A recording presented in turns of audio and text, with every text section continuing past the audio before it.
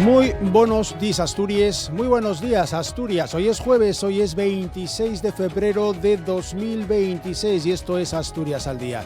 Comenzamos una nueva jornada más en este programa que produce RPA y que se emite también por la televisión del Principado de Asturias. La primera parte para la tertulia política. Ya tenemos a nuestros invitados sentados a la mesa que luego les voy a presentar. La segunda parte para hablarles de un nuevo proyecto dentro del Día de la Mujer y la Niña en la Ciencia, y la tercera para la música asturiana. En cuanto a lo primero, acaban de finalizar las comparecencias informativas de la Ley de Vivienda que el Gobierno de Asturias pretende aprobar junto con el reglamento que la desarrolle, incluso antes de que acabe la presente legislatura. La regulación de la propiedad, del alquiler turístico, de las medidas específicas de protección al inquilino o la regulación de la vivienda de uso social son algunos de los aspectos de una norma que, por cierto, ya cuenta con el rechazo también de algunos colectivos. Por ejemplo, FADE, la Federación Asturiana de Empresarios, que pide incentivos fiscales y colaboración público-privada para asegurar que la nueva normativa cumpla sus objetivos. En cuanto a la segunda parte, hace unos días, el 11 de febrero, se conmemoraba el Día Internacional de la Mujer y la Niña en la Ciencia. Por ciencia y por investigación, muchos entienden solo lo relacionado con tecnología, con ingeniería, con medicina. Nos olvidamos a veces de que materias como el derecho o la economía también son ciencia, y también en ellas la mujer ocupa y ha ocupado lugares muy destacados. Y de ahí nace Gender Racional, que es una iniciativa que impulsan Irma Martínez, profesora de Economía Financiera en la Facultad de Economía de la Universidad de Oviedo, y Beatriz Vázquez, profesora de Derecho Internacional Público en la Facultad de Derecho. Gender Racional: repensar la policrisis desde el derecho y la economía. Es la iniciativa que lanzan estas dos profesoras e investigadoras. Y la tercera parte de Asturias al Día para la música asturiana, y en concreto para la cantante y compositora de Sisión, Julia Sariego. Disco que publicaba en 2022, a partir de ahí varios sencillos, ha sacado hace unos días una nueva canción, Los Últimos Días, y toca mañana viernes en su ciudad, en Sisión. Julia Sariego, cantante y compositora, estará con nosotros para acabar la jornada de hoy de Asturias al Día, que comienza ya. Asturias al Día, con Nacio Varillas. Y con Amor Argüelles en la realización técnica de este programa, que va a hablarles de la Ley de Vivienda. El consejero de Ordenación del Territorio, de Urbanismo, Vivienda y Derechos Ciudadanos cerraba el martes de esa misma semana las comparecencias para informar sobre el proyecto de ley de vivienda. Ovidio Zapico subrayaba que la norma responde a un concepto político de cómo entienden desde el Gobierno de Asturias la vivienda y el acceso a la misma, un derecho tal y como recoge en su artículo 47 la Constitución española. Pero, aseguraba Zapico, no un negocio ni tampoco una fuente de especulación. En ese sentido, la normativa introduce medidas para tratar de frenar la especulación inmobiliaria y aumentar el acceso a la vivienda a precios asequibles. Hoy tenemos con nosotros a Tino Vaquero, secretario de Vivienda y Agenda Urbana de la Federación Socialista PSOE. Tino, buenos días. ¿Qué tal? Buenos días. José Agustín Cuervas Mons, diputado autonómico del Partido Popular. José Chu, buenos días. Buenos días. Javier Jové, diputado autonómico de Vox. Buenos días, Javier. Muy buenos días, un placer. Y Antonio Giganto, Tony, asesor de Izquierda Unida, convocatoria por Asturias. Buenos días. Buenos días. Muchísimas gracias a los cuatro por hacer el esfuerzo de comenzar la jornada con la radio-televisión del Principado de Asturias. Hablando de Ovidio Zapico, también ha asegurado el consejero que la ley va a servir para garantizar un blindaje permanente de las viviendas propiedad del Principado, tanto las actuales como las futuras, de forma que tendrán protección pública permanente, que no se puedan vender nunca y que se destinen siempre al alquiler. Los propietarios privados de vivienda protegida sí podrán seguir vendiéndolas, pero a diferencia de antes, manteniendo la protección de forma vitalicia. Por lo tanto, no podrían venderse a cualquiera ni a cualquier precio. Por ejemplo, no cuando sean para destinarlas a segundas residencias de personas que ni siquiera tengan su residencia habitual en el Principado. Todo ello dentro del objetivo general de la normativa de aumentar el parque público destinado al arrendamiento. La ley recoge también la figura de las zonas tensionadas, en algunos casos polémica, porque establece la normativa estatal municipios o barrios donde, según varios parámetros, se considere que el acceso a una vivienda asequible sea tan difícil que merezca una serie de medidas públicas para corregir esa situación, y la normativa autonómica establece también esas posibilidades. PP y Vox ya han lamentado que la propuesta legislativa vaya en una dirección que consideran absolutamente contraria a las soluciones que se necesitan, y advierte, por ejemplo, de que incrementa el acoso normativo a los propietarios y la inseguridad jurídica de los mismos, y esto va a provocar lo contrario a lo que se pretende, que haya en el mercado menos vivienda y que por lo tanto sea más cara. Ha sido llamativa también la comparecencia de la presidenta de FADE, de María Calvo, la presidenta de los empresarios asturianos, que ha alertado de que sin suelos y sin incentivos, sin colaboración público-privada, esta ley no va a crear ni una sola vivienda ni resolverá un solo problema. Estoy leyendo de forma textual. Pide, por lo tanto, FADE más medidas vinculadas al ámbito urbanístico, pero también al ámbito financiero. Comenzamos el debate, comenzamos por ti, Toni, si te parece bien. Quizás esa afirmación del consejero de Ordenación del Territorio, del grupo del que eres asesor en la Junta General del Principado. ¿Debe ser la vivienda algo más que un derecho? Podría considerarse también como una vía más de negocio, totalmente legal, por supuesto, y de desarrollo económico. Nosotros, desde hace tiempo, históricamente, la posición de nuestro grupo ha sido poner a las familias, a las personas como centro de la acción política. La vivienda para nosotros siempre ha sido un derecho que, por desgracia, no se considera fundamental en nuestra Constitución, pero sí que queremos ver vías para darle una eficacia directa y que la gente pueda acceder a una vivienda. Entonces, contestando a tu pregunta, para nosotros la vivienda no puede ser un negocio. No puede ser un negocio. Estamos viendo cómo grandes tenedores han entrado, no solo aquí en Asturias, ni siquiera en España, en el conjunto de la Unión Europea, a comprar grandes cantidades de vivienda que antes era social y que, por ejemplo, en Madrid, la señora Ayuso y la señora Botella vendieron cantidades ingentes de vivienda pública a grandes tenedores, bancos, grandes inversores privados, y lo que han hecho es que han visto que ahí hay una mayor inversión que el que daba la bolsa. ¿Y qué hacen? Subir el precio. Y eso ha pasado en todo el mundo. Y nosotros queremos ponerle coto. Hay que poner un pie en la pared y decir que basta. Que nuestros jóvenes no pueden acceder hoy a una vivienda, el alquiler está por las nubes y tenemos que hacer más vivienda pública, porque eso se ha demostrado que es la mejor forma de que el resto del mercado baje, con vivienda pública. Y en esta legislatura vamos a acabar con más de 1.500 viviendas, cosa que hace años que no se veía en esta comunidad.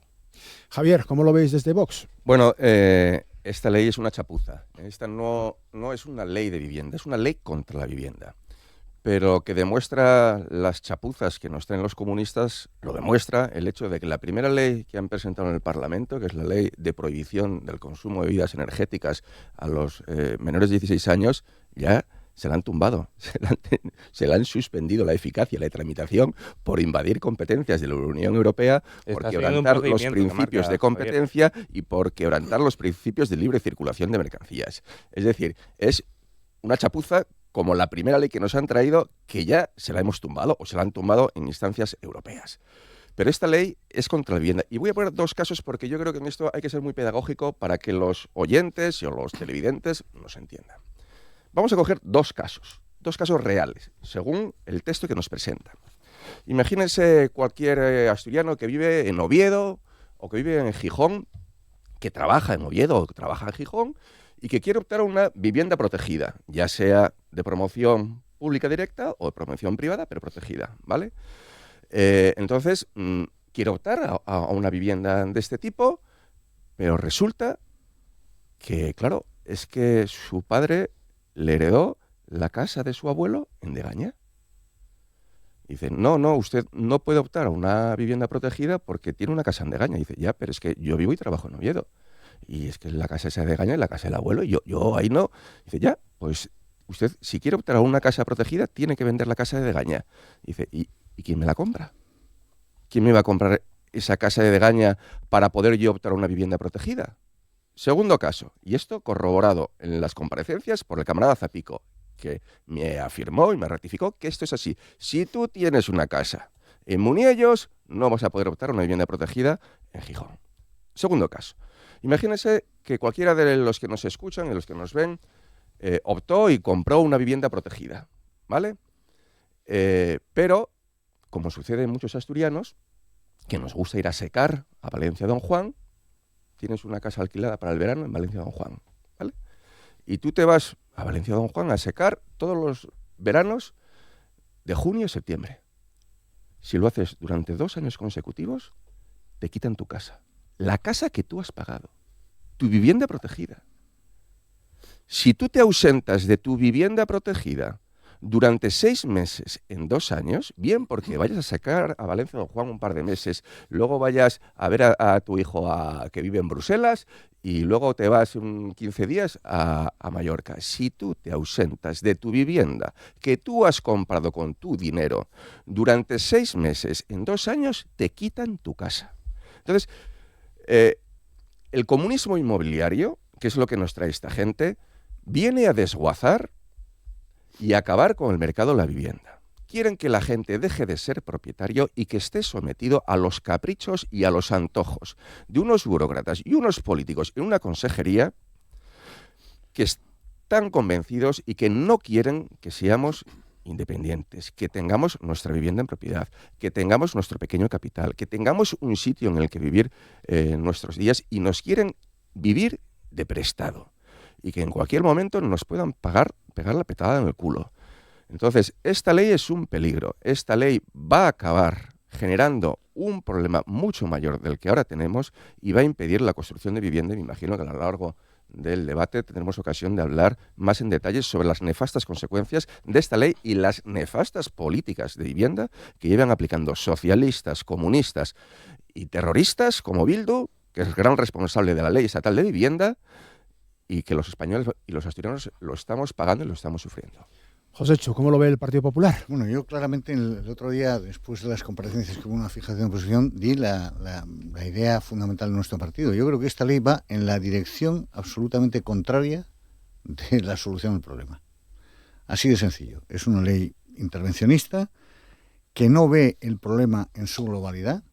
Es decir, el problema de la vivienda es muy complejo, todos estamos de acuerdo. Además, yo creo que lo que me da rabia es que creo que todos estamos de acuerdo del punto de partida. Todos estamos de acuerdo que es el mayor o uno de los mayores problemas de los españoles y de los asturianos.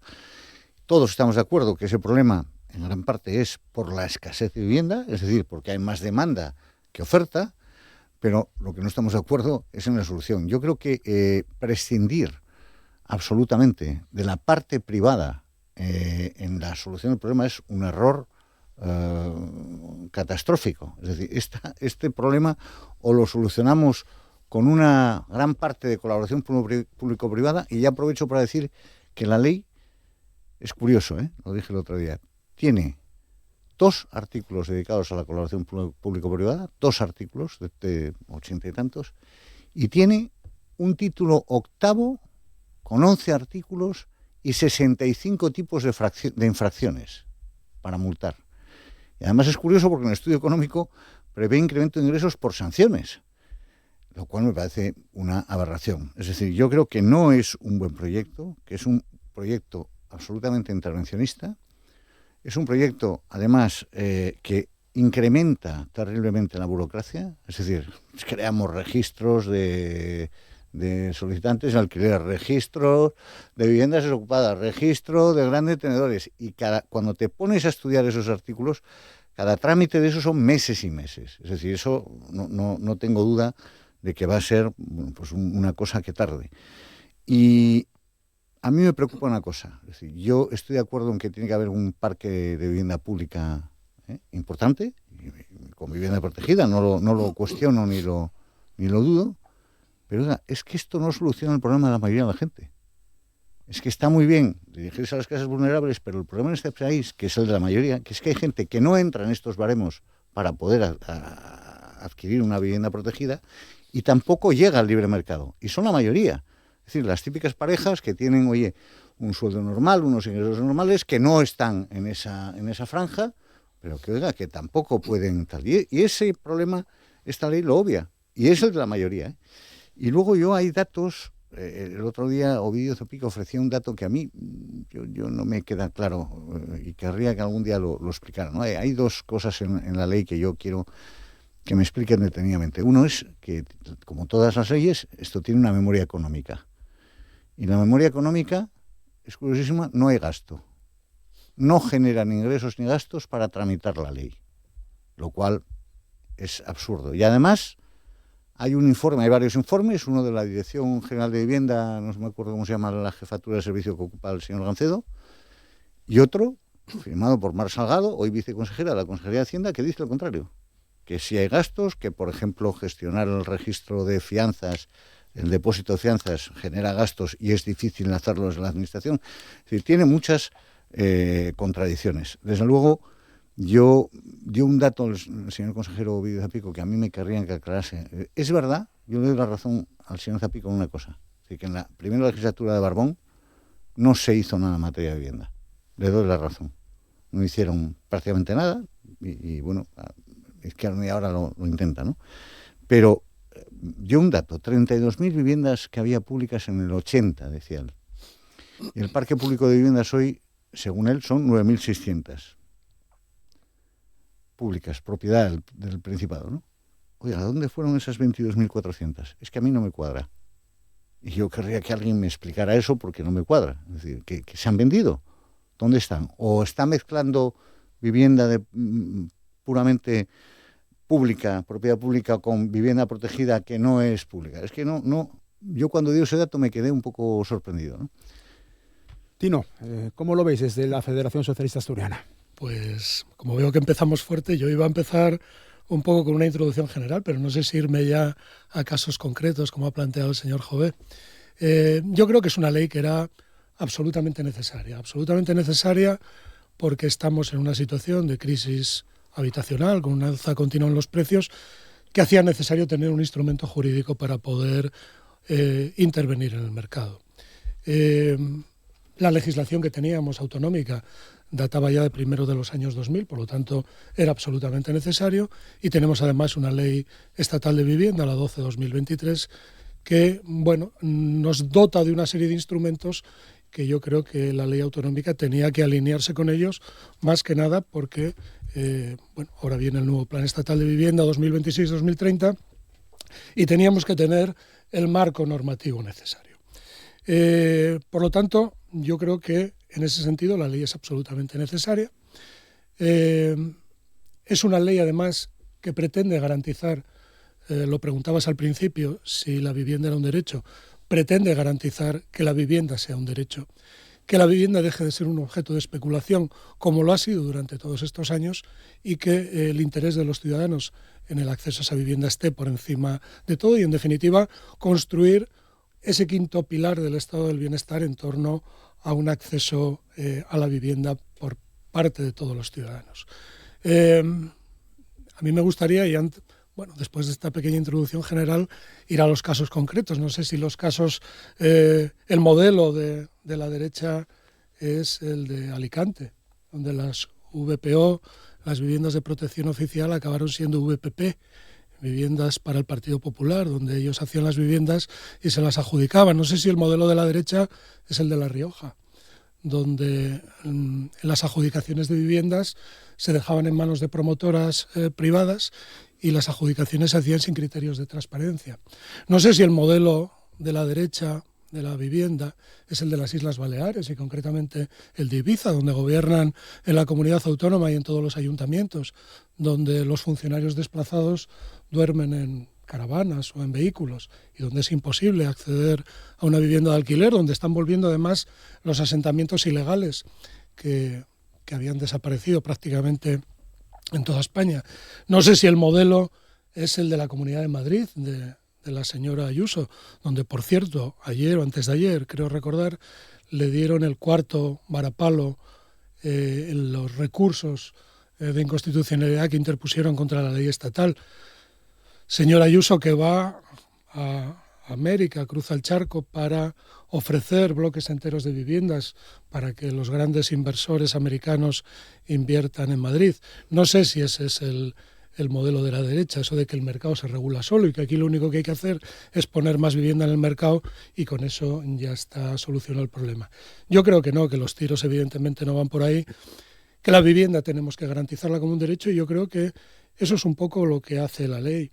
Y aquí se cuentan pues medias verdades, se cuentan falsedades que no están en el texto de la ley. Eso que decía el señor Jové, de que si se va de vacaciones a Valencia de Don Juan le van a quitar la vivienda, no es cierto, no es cierto. Bueno, no. No es cierto, se lo digo yo. Bueno, Y yo sí, me la he tenido que sí. estudiar porque he sido el responsable de la comisión. Se lo digo yo, no es cierto. Y de las comparecencias. Y lo que no puede hacer es reducir a una anécdota una ley que lo que pretende es establecer una serie de criterios donde sobre todo lo que prima es el derecho. Y luego, si quiere, entramos en los objetivos políticos de la ley y los criterios que la ley sigue. Sería muy bueno. Sí, Porque claro, ustedes perfecto, tienen una perfecto. facilidad para viajar por España. Cuando hay que hablar de Asturias, del copón, no sé por qué, pero sí, Bueno. sería bueno. Javier, Sí, vamos a ver. Aquí el problema de la carestía de la vivienda es muy claro. Y es que no hay suficiente vivienda en el parque. Pero no quiere decir necesariamente que es que no exista suficiente vivienda, que en parte es cierto, sino que no hay suficiente vivienda en el parque de alquiler. Porque la gente huye del alquiler. En los 2 últimos años, en Asturias hemos perdido 8.300 viviendas del parque de alquiler. Te explica ¿Por el qué? Porque los propietarios tienen pánico a las medidas restrictivas porque y sacan más expropiatorias dinero de su propiedad. Porque especulándolo tienen como pánico vivienda a que turística. entren Hombre, dilo todo, inquilinos, Javier. no paguen la Claro. renta y se queden Porque por ahí ha habido más indefinidamente. contratos de alquiler No que los nunca. pueden desahuciar y desalmados que están haciendo vulnerables a los propietarios y que la gente tiene pánico a alquilar sus viviendas y prefiere tener cerrada su casa antes de que se le cuele un inquilino, deje de pagar y no lo pueda desalojar. Y eso es intolerable. Hemos perdido 8.300 viviendas en el parque alquiler. Y ustedes, como mucho, en esta legislatura no van a hacer ni 450. En 2 años hemos perdido 20 veces más viviendas de alquiler de las que ustedes supuestamente van a construir. 20 veces más. Entonces, esa es la raíz del problema. Hay que dar seguridad jurídica al propietario para que adquiera seguridad y pueda volver a poner sus viviendas en el parque de alquiler. Y esa es la manera en la que conseguiremos que los precios bajen. Ahora, persiguiendo, despreciando, ninguneando, sableando y machacando al propietario, no vamos a conseguir nada. O más bien, si vamos a conseguir lo contrario. Esa es la primera de las medidas. Dar seguridad jurídica al propietario para que vuelva y reponga toda esa ingente cantidad de viviendas se pongan en el mercado. Y ustedes lo están evitando premeditadamente, porque ustedes buscan la creación del colapso del mercado de la vivienda para justificar una mayor intervención y la incautación y la expropiación de la propiedad privada. Y lo segundo, hay que construir a maza, hay que construir a todo trapo. Y para construir a todo trapo hace falta suelo. Y hace falta, por ejemplo, una de las causas por las que no se puede construir vivienda barata en España. Y no se puede construir vivienda barata porque desde el año 2006 las distintas modificaciones que está habiendo los códigos técnicos de edificación han encarecido el precio de la vivienda, el precio de la construcción en un 45%, deflactado ya el IPC. Carísimas. O sea, Mira, ahora la nueva mejore el amenaza, código de técnico edificación, por de favor, edificación Javier, es hombre. exigir. No, que quieres un pirata. ¿Me así quieres que dejar construye lo hablar? que quieras. Y luego hablas eso, tú. venga. El Acabamos próximo ya, Javier. código técnico de edificación que se está negociando ahora mismo hablan la obligatoriedad de que en todas las viviendas tenga que haber 2 plazas de aparcamiento y bicicletas como mínimo, energía fotovoltaica, y ya se estima que todo esto va a hacer que cada casa se encarezca en 18.000 euros.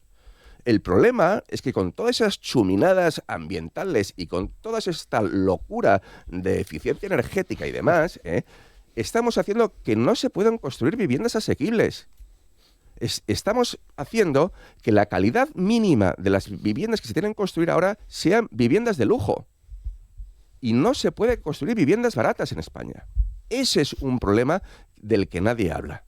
Y está bien que se actualicen los códigos técnicos, pero no se pueden establecer unos códigos técnicos de edificación que exigen unas calidades de tal nivel y unas exigencias medioambientales o chuminadas chorras, como exigir que cada casa ahora tenga que tener dos plazas de aparcamiento de bicicletas, que encarecen de manera artificial la vivienda y hace que no sea viable construir viviendas por debajo de determinado precio. Venga, vamos acabando, Javier. Vale, Toni. Nada, Javier, perfecto. También que los trabajadores sepan que vos quiere que vivan en una chabola. No he dicho que sean solo los de Somió los que pueden vivir en una casa de calidad. Los trabajadores en la chabola. Está muy claro.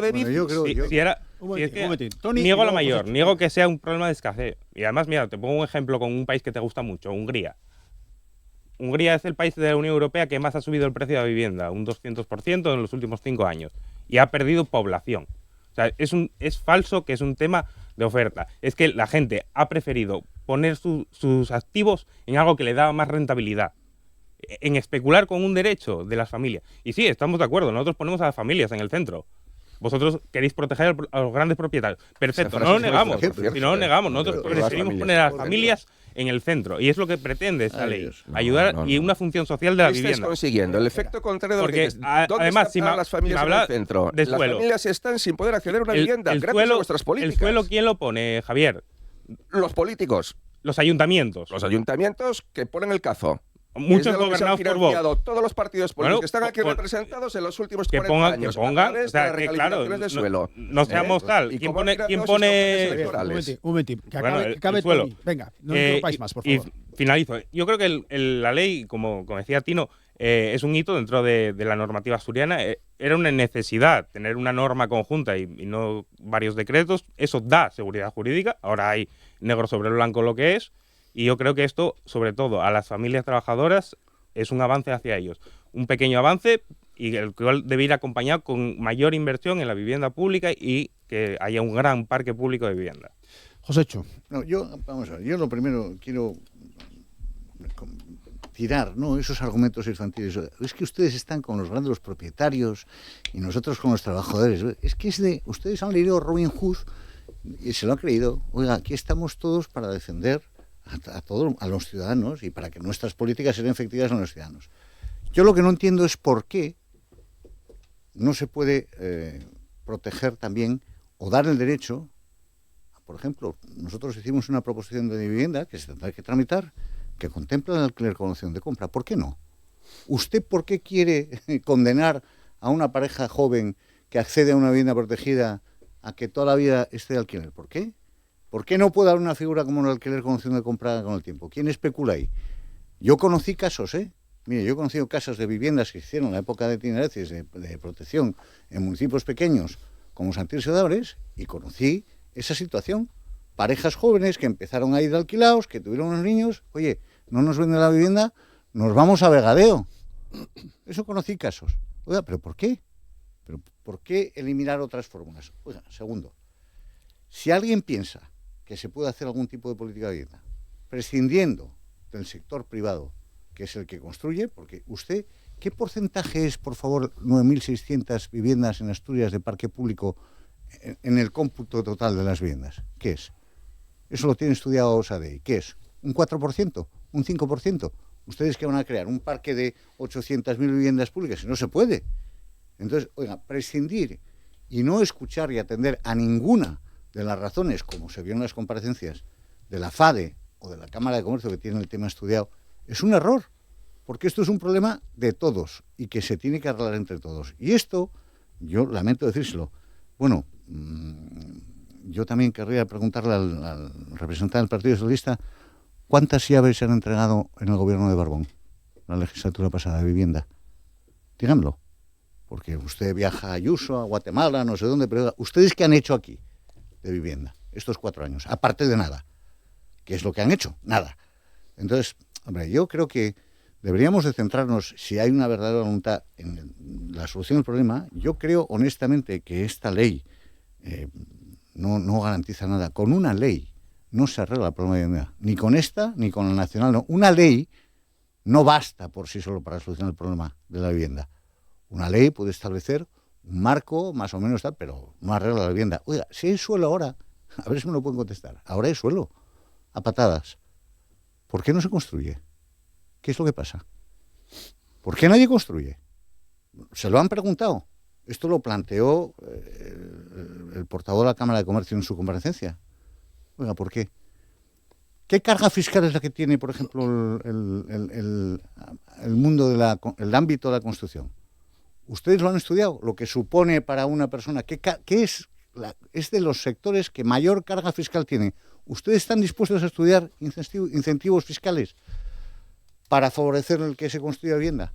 No, porque ustedes tienen una mentalidad, yo con todo el respeto, yo cuando leí la ley, no quiero faltar, es casi castrista. Ese es el sistema. Y es, desde mi punto de vista, un error. Es más intervencionismo, más burocracia, y esto no va a solucionar. Y además tienen ejemplos en otros sitios. Con la declaración de zonas detencionadas. En Cataluña, mire cómo fue el tema. Todo lo contrario de lo que pretendían. Todo lo contrario. Ha moderado la subida. Todo lo contrario de lo que pretendían. Todo lo contrario. Y eso... ¿Qué ha pasado en Madrid donde Ayuso ha dicho que no la ha aplicado? Hombre, yo sé que usted con Ayuso tiene una cierta obsesión, pero bueno, yo le aseguro que es más fácil en Madrid que en Cataluña. Se lo aseguro. Venga, pues Tino. Sí, no, yo empecé con los viajes porque como el señor joven ya se fue a Valencia de Don Juan, pues sabía que había que empezar a hacer el recorrido por la geografía española. Pero yo me pregunto, mire, lo mejor es ir al texto de la ley, porque mire, ¿sabe qué le digo? Que con esto llevan haciendo una cuestión ideológica desde no hay ninguna ideología en el mandato. De hecho, están demonizando la propia ley estatal de vivienda de 2023 que ustedes no aplican en sus comunidades autónomas y le atribuyen todos los males a una ley es que es una malísima ley que no tiene todavía 3 años y que además ustedes no aplican en sus comunidades autónomas, porque esa es otra, las competencias. La ley lo que hace es fijar un marco general para que todos los españoles accedan en condiciones de igualdad al derecho, pero luego las competencias son autonómicas. Eso además, el Tribunal Constitucional, ya le digo que se ha encargado de tumbarle parte de todas las reclamaciones que han hecho hasta ahora en ese sentido 4 veces ya. Pero fíjese, vamos al texto de la ley y nada mejor que ir a ello. Principios rectores de la política de vivienda. Díganme con qué no están de acuerdo. ¿Con el reconocimiento de la función social de la vivienda? Es decir, que la vivienda sirva para vivir, que no sea un objeto de especulación. Bien, ¿no? Bien, ¿con qué no están de acuerro? ¿Con que las viviendas sean accesibles, que se diseñen para todas las personas? ¿Con que las viviendas... Dejadle acabar y luego rebatir. No estoy de acuerdo con el resto que no sean los principios declarativos que no valen para nada. ¿Cómo que no valen para nada? Como que no valen para nada. Mire, está hablando... La ley contempla, por ejemplo, hablar, que yo lo he dejado hablar. Joséchu, por favor. Que acabe Tino y luego rebatís lo que queráis. Venga. Mire, a lo mejor con lo que no están de acuerdo es con blindar el parque público, porque en el proyecto de ley que han presentado eso no está. Es más, se habla de las descalificaciones, como se venía haciendo hasta ahora. Y hablamos, porque surgió en su primera intervención el tema del parque público de vivienda. Efectivamente, son viviendas de protección oficial, son viviendas de propietarios particulares, pero donde ha habido una inversión pública. Claro. Y donde se han ido descalificando y se ha ido perdiendo ese patrimonio público, porque ahora esas viviendas son objeto de especulación. Y lo que trata de evitar esta ley, precisamente, blindando para siempre. No puedo evitarlo. Déjeme. Apunta lo que tengas que decir y luego te doy la palabra. Claro. Que si no es que es un gallinero, no somos capaces de entendernos. Entonces lo que tienen que decir es si no están de acuerdo con eso, con blindar la inversión pública en vivienda. En absoluto. Claro, en absoluto, porque lo que quieren es que la vivienda sea un objeto de especulación. Y el señor Jové lo ha dicho, para él la calidad... garantizarse una pensión el día de mañana y tener una tranquilidad. Javier, que acabe Tino y luego habláis vosotros. Lo ha dicho usted, la calidad arquitectónica es lo de menos, no importa. Aquí lo que se trata es de hacer viviendas baratas para que las clases trabajadoras accedan a ellas, pero no, por supuesto, no me habla de esas clases pudientes donde el código técnico de la edificación ahí seguramente que usted se lo exige, evidentemente. No quiere poner mármol o griferías. Entonces, de oro. Pero bueno, yo sigo viendo los principios rectores de la ley. ¿Con qué no están de acuerdo? con la igualdad de trato a la hora de adjudicar las viviendas. No, con la queremos que maltraten a la gente. Es que son unas tonterías que, perdóneme, pero no quiero ser agrio, pero es que me está planteando unas tonterías que mire, los principios, mire, la Constitución dice que todo el mundo tiene derecho a una vivienda. Joséchu, apunta las tonterías y luego las rebates. Y luego me las rebato. Entonces, yo me pregunto con cuál de estos principios no está de acuerdo. Dice, es que es una ley intervencionista. ¿En qué es en lo que interviene? A ver, dígame en qué interviene. ¿En blindar el parque público? ¿Eso para usted es el intervencionismo fatal que va a llevar al desastre a la ley? Me habla de suelos. Es que esto es una ley de vivienda. El Partido Popular tiene paralizada una reforma de la ley del suelo en el Congreso de los Diputados, que sin duda ayudaría a generar suelo y a tramitar los planes generales de ordenación de forma mucho más breve. Lo tienen paralizado. Porque una cosa es lo que dicen y otra cosa es lo que hacen. Y lo que hacen es lo que están haciendo todos los días en el Congreso de los Diputados y en la Junta General en Asturias. Ya veo que se le queda pequeño. No. Me habla de que la ley no reconoce al sector privado o prescinde de la colaboración del sector privado. Es absolutamente falso. Creo que es el artículo 32. El que habla de la colaboración público-privada. La ley es consciente, los que sean, la ley es consciente de que tiene que colaborar con el sector privado, que el sector público por sí solo no puede abordar el problema de la vivienda. Y está ahí en la ley. Está ahí. Colaboración con entidades financieras, con entidades del tercer sector, con cooperativas, con entidades sin ánimo de lucro que se dedican al sector de la vivienda. Me hablaba antes de los avales, pero sí... o los alquileres con opción a compra. Los avales ya están en el Instituto de Crédito Oficial y los contratos de arrendamiento con opción a compra vienen de la mano del Plan Estatal de Vivienda. Por cierto, en su proposición de ley, solo el 50% de las rentas abonadas van al pago de la propiedad si se ejercita la opción de compra. Entonces, ¿de qué estamos hablando? Concréteme exactamente cuál es el intervencionismo de la ley. Bueno, exactamente, vamos. Primero Javier y vamos luego al texto de la ley. Yo voy a bajar de los principios etéreos, vamos a bajar a la realidad. Vamos. ¿Cuántas viviendas de protección oficial se construyeron en 2025? ¿Ninguna? Cero, ninguna. Esas son las realidades. ¿Por qué no se construye vivienda de protección oficial en Asturias? Vamos a explicarlo para que lo entiendan muy bien los televidentes. Un promotor privado que quiera construir una vivienda de protección oficial, el máximo a la que la puede vender son 1.884 euros. Ahí tiene que ir el precio de construcción, la compra del suelo, el notario, actos jurídicos documentados, el beneficio, porque se supone que tiene que ganar dinero. Vale, el promotor privado, 1.884 euros. ¿A cuánto se están construyendo y pagando las promociones del propio Principado? Bien, vamos a ver peritos.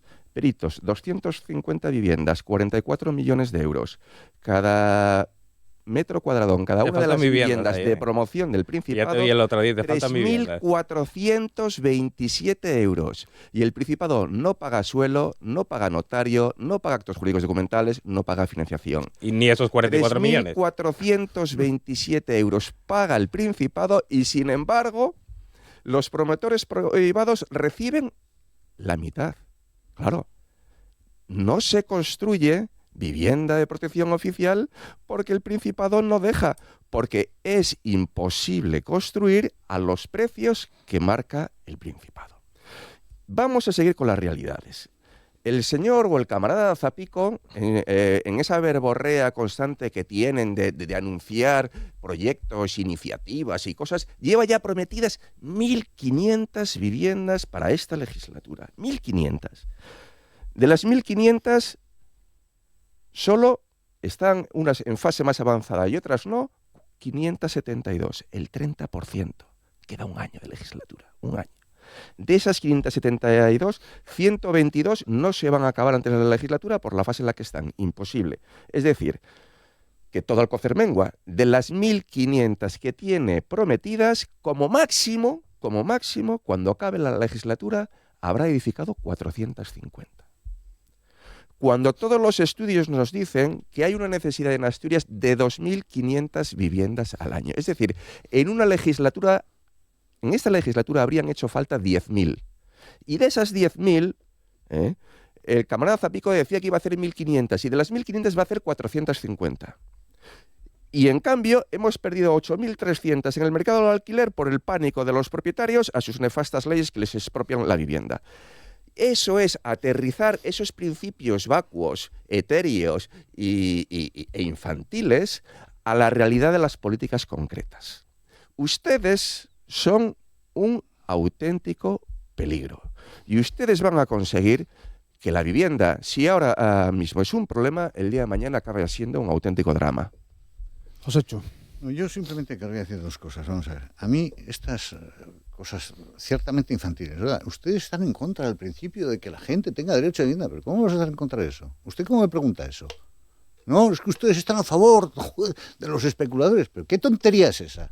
Por favor, ¿qué tontería es esa? No, mire, lo que es así es que ustedes que están gobernando no han hecho una puñetera vivienda en 6 años. Y si no, le he hecho una pregunta antes, dígame cuántas viviendas ha hecho el gobierno de Barbón. Dígamelo, porque sus propios socios lo han cifrado y me parece que son 19 o 20.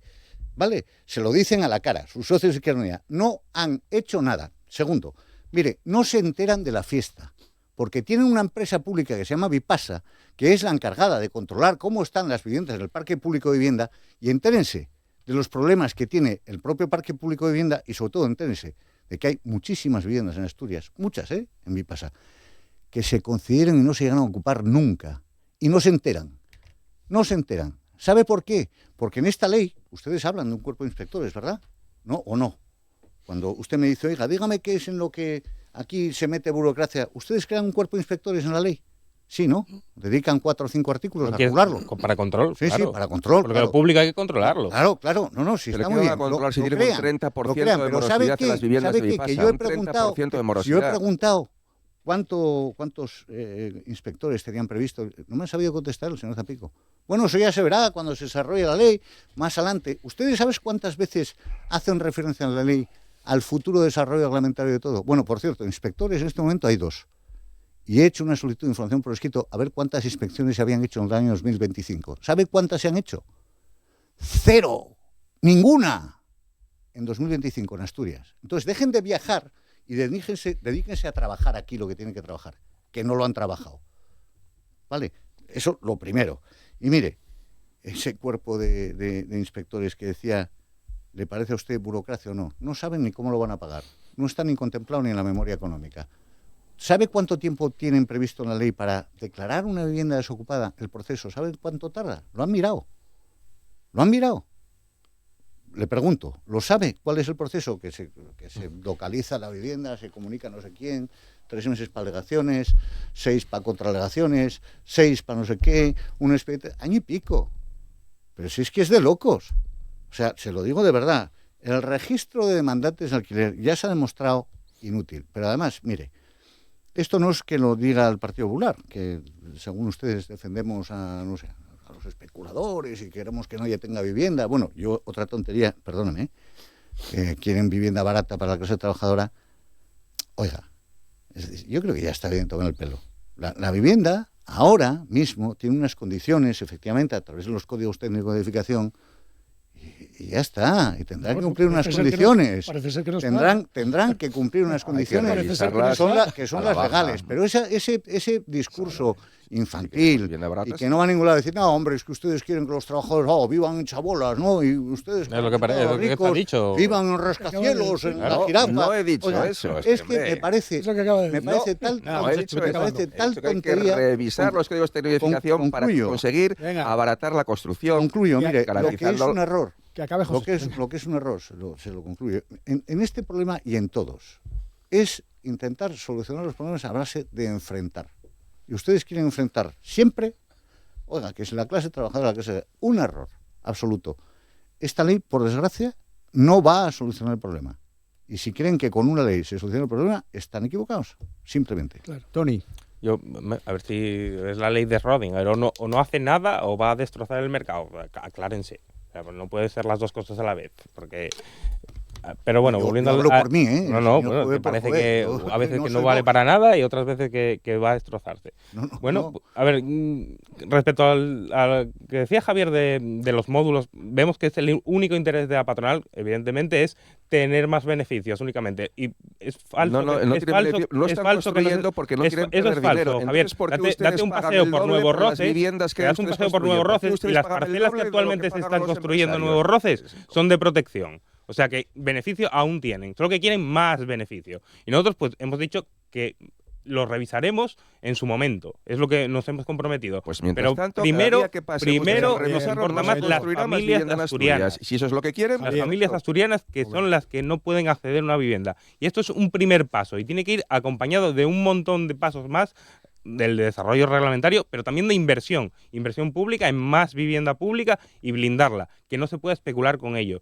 Porque sí, hace falta un control, porque hasta ahora, no solo en Asturias, en muchos sitios, hemos visto como viviendas de protección se descalificaban al poco tiempo y se vendía, se alquilaba, se troceaba, y ese no es el modelo. El modelo que queremos es una vivienda asequible, digna para la clase trabajadora y que todos la puedan pagar. Queremos propietarios. Es el modelo que hemos tenido hasta ahora, es el que está impidiendo que tengamos propietarios. Tino. Sí, sigo sin saber cuál es el modelo de vivienda que nos propone el Partido Popular. Oigo hablar tonterías, cosas infantiles, pero aterrice, dígame cuál es su modelo. El de nuestra proposición de ley. El de su Veo que proposición lo de ley. conoce, Sí, lo conozco perfectamente su proposición de ley.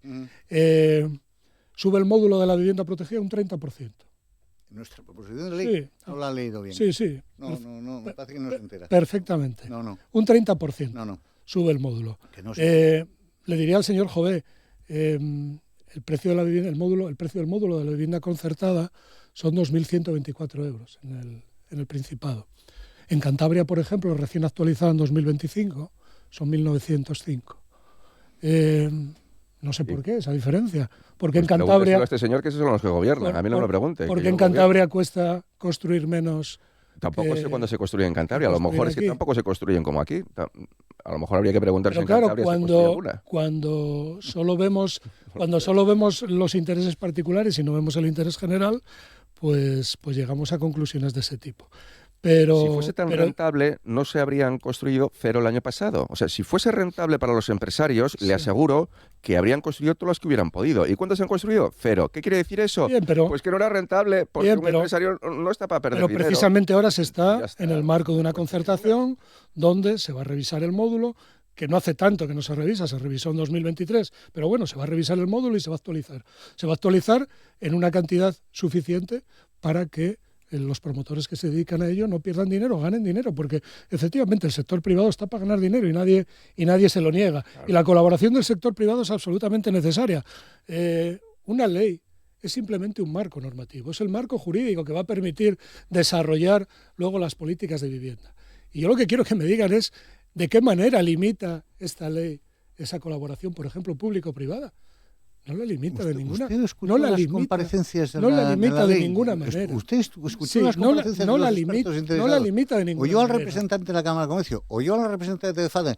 Oiga, ¿han estimado ustedes alguna alegación de las 40, 20 de Asprocom, 20 de FADE? ¿Han estimado alguna alegación? Es que no han estimado ninguna. Pero ¿cómo puede decir usted que no se contempla? Si no les hacen ni caso, hombre. Venga, que acabe Tino, que quiero daros un último turno de palabra a cada uno, que nos tenemos que ir.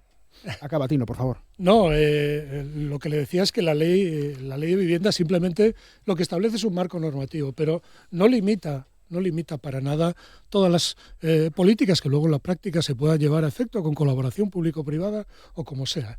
Yo creo que a la ley le atribuyen una eficacia que realmente de momento no tiene, porque, como digo, es un marco normativo, fija las reglas de juego, crea el sistema asturiano de vivienda protegida, y lo que quiero que me digan es si están de acuerdo con que las viviendas se puedan descalificar o no, o esa inversión pública permanezca dentro del patrimonio público para siempre. Y esas cosas son las que tenemos que aterrizar y que me digan exactamente cuál es el modelo de vivienda que sostienen, porque hasta ahora no lo conozco más allá de eso de que el mercado se regula solo y de que construyendo más esto se arregla. Venga, lo cual es completamente falso, y podemos, si queréis, entrar en cómo funciona la oferta y la demanda del mercado de la vivienda. Seguro. Preparad una intervención de 1 minuto real, porque hay más contenidos, no sois los únicos que intervienen en RTPA.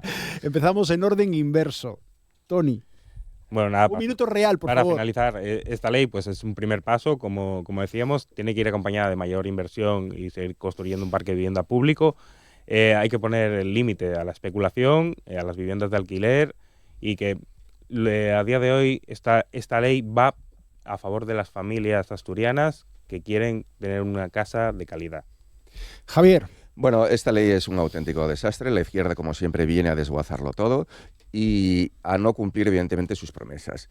La incapacidad en la gestión es mayúscula, y yo sí les quiero dejar muy claro a los asturianos que la poquita vivienda de tipo protegida que se va a construir y que se está construyendo, no tengan mucha esperanza en conseguir ninguna, porque todas se las van a llevar los inmigrantes ilegales que van a ser legalizados en este proceso de legalización masiva anunciado por Sánchez. En Asturias se estima que viven alrededor de 10 o 12.000 inmigrantes ilegales.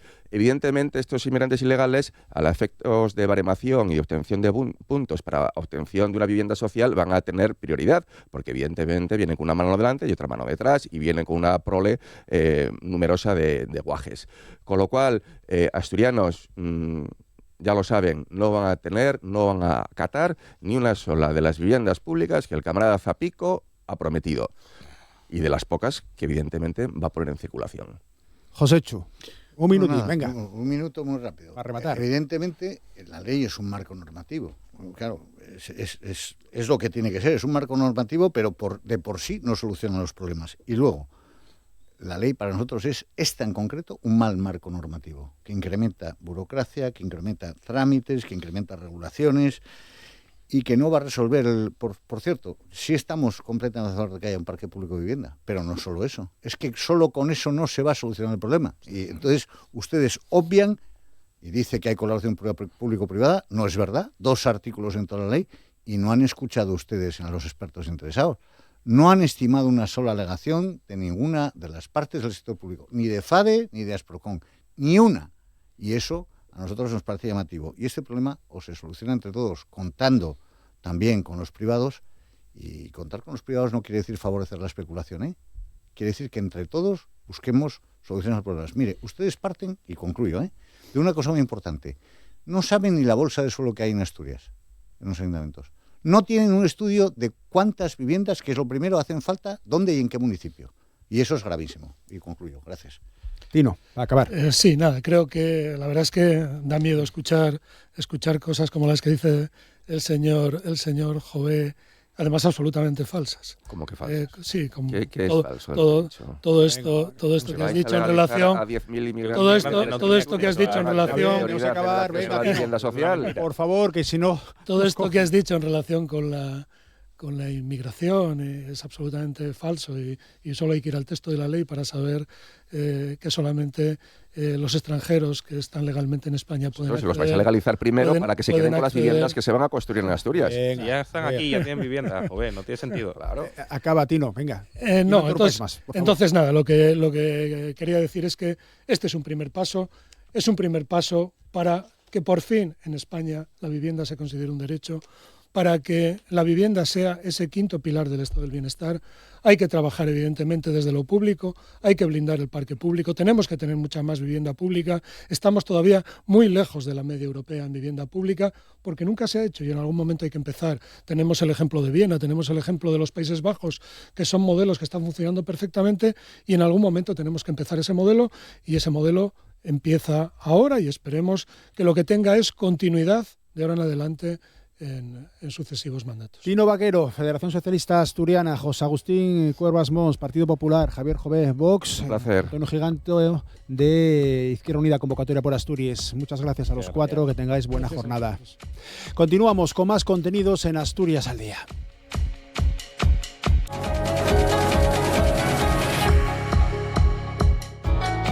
En la segunda parte del Asturias al Día de este jueves vamos a hablarles de otra iniciativa más enmarcada en el Día de la Niña y la Mujer en la Ciencia. Celebrar la efemérides se celebraba el 11 de febrero, pero seguimos sacando cosas interesantes de esta celebración. Por ejemplo, la pregunta que nos lanzábamos. Quizás muchos de nosotros asimilemos esto de ciencia, esto de investigación, con materias como la tecnología, como las matemáticas, como la medicina. Hay muchos más colectivos que investigan, muchos más colectivos que son ciencia y en los que la mujer tiene y ha tenido un papel destacado. Es el caso del derecho o de la economía, que hoy nos ocupa, y por eso tenemos con nosotros a Irma Martínez, profesora de Economía Financiera de la Facultad de Economía de la Universidad de Oviedo. Irma. Hola, buenos días. Y a Beatriz Vázquez, profesora de Derecho Internacional Público en la Facultad de Derecho también de la Universidad Asturiana. Buenos días. Necesito que te arrimes y que arrimes el micrófono. Pon por favor la tablet por detrás y casi a un lado. Ahí, mejor. A eso es. Muchísimas gracias. Vale, vamos a hablar de gender racional. Repensar la policrisis desde el derecho y la economía. Esto lo exponíais las dos, lo preparabais dentro precisamente del marco del Día Internacional de la Mujer y la Niña en la Ciencia. Lo primero, vamos a explicar de dónde viene el término. Venga, cualquiera de las dos. Eso de gender racional, ¿qué es? Bueno, pues el término generacional, o sea, es un juego de palabras que utilizamos precisamente el término gender en inglés y generacional, ¿no? Para hacer referencia a lo relativo a un grupo de personas de una edad similar. Por eso también lo abordamos para repensar la policrisis desde el derecho y la economía, desde, bueno, entre los más jóvenes y con esta perspectiva de género. Esta iniciativa o esta charla que planteamos Irma y yo es una charla que efectivamente es con carácter divulgativo, pero también con carácter motivacional. Para nosotras la idea es poner el foco precisamente o el rol de los más jóvenes para abordar la policrisis y precisamente su capacidad que tienen para adaptarse, esa capacidad que tienen de resiliencia también para adaptarse a estos contextos. Además también poner el foco en los más jóvenes, en el papel que pueden jugar también en el marco del activismo, de la movilización y además porque son nativos digitales, ¿no? Como se les denomina, y tienen mucho potencial con el uso de las tecnologías. Y finalmente también nosotras planteábamos esta actividad por un cambio de narrativas. Se habla en muchos casos de los jóvenes como esa generación perdida y nosotros precisamente queríamos dar valor o resaltar ese potencial que tienen fundamental precisamente en estas cuestiones, fortaleciendo también pues ese compromiso, esa implicación en el ámbito del contexto global. Vale, Irma, eso de policrisis, vamos a explicarlo un poco. ¿Qué significa? Poli, muchos. Crisis, bueno, ya sabemos lo que es. Pero bueno, pues al final son diferentes problemas, diferentes riesgos que tenemos en un contexto global que no se pueden entender de una forma aislada, sino que interactúan entre ellos y se retroalimentan. Por tanto, las consecuencias bueno, pues eso van enlazándose y tienen que ser abordados desde diferentes disciplinas. Tenemos, por ejemplo, los riesgos ambientales, las crisis económicas y las crisis geopolíticas. En el último informe de riesgos globales del Foro Económico Mundial, que se publicó para el año 2026, lo que ponen de manifiesto es que en el top 10 de grandes riesgos que enfrentamos, pues tenemos todo lo que tiene que ver con la confrontación geoeconómica, todo esto que estamos viendo entre Estados Unidos y China, Trump intentando aprobar unos aranceles, poniendo en limitaciones a las zonas, al comercio internacional, pero también tenemos los conflictos geopolíticos, tenemos todo el tema de la desinformación, las fake news que hacen que la sociedad se polarice. ¿Qué más cosas tenemos por ahí? Desde el punto de vista económico tenemos la desaceleración económica, que también existen amenazas de recesión, todo lo que tiene que ver con el coste de la vida, que hemos sufrido desde hace unos años unas tasas de inflación muy altas. Por suerte en determinados países ya las tenemos más o menos controladas, pero a nivel global preocupan, y eso sin olvidar también los riesgos ambientales que, por desgracia, en estos informes desde hace años se posicionan en este top 10 de riesgos, ¿no? Entonces, vale, o sea, sería crisis múltiples, económicas, climáticas, sanitarias, energéticas, alimentarias, geopolíticas, como bien acabas de comentar. Todo esto no quiere decir que ocurran a la vez en el mismo lugar, pero sí hay una interconexión que tú antes mencionabas, Beatriz, mundial, que hace que repercuta de forma especial en nuestra población. Pero no en toda la población a la vez y en toda la población de forma parecida. Por ejemplo, ahí siempre las mujeres suelen ser las más perjudicadas. Eso de repensar va por ahí. Efectivamente, tal y como comentaba Irma y como también planteabas, no se trata solo de que haya muchas crisis, que las hay obviamente al mismo tiempo, sino que estas se coexisten, de alguna manera se interrelacionan entre sí. Y por ejemplo, ejemplos prácticos, la invasión rusa en Ucrania, ¿no? que se cumple ese 4º aniversario ahora mismo, contribuyó de manera clara, por ejemplo, a la inflación, a la subida de precios en determinadas materias primas, como pueden ser el aceite, como pueden ser los cereales. O, por ejemplo, las consecuencias del cambio climático están afectando muy negativamente a la escasez de alimentos, y esto incluso puede ser un potencial catalizador de conflictos armados, ¿no? Y que evidentemente también puede traer como consecuencias movimientos masivos de población. Efectivamente, además, un informe precisamente de UNICEF del año 2024 ponía de relieve que las crisis o que este contexto de policrisis no afectan de manera igual a todos los colectivos, y en este caso afectan de una manera más clara a la gente más joven, ¿no? Gente joven, infancia, que evidentemente pues en situaciones de conflicto armado, por ejemplo, son las poblaciones más vulnerables. En este contexto, pues por ejemplo, tienen problemas con respecto a la propia salud mental por las tensiones que se desarrollan en este tipo de circunstancias, el estrés postraumático, o incluso son personas tremendamente vulnerables en estos desplazamientos forzados, ¿no?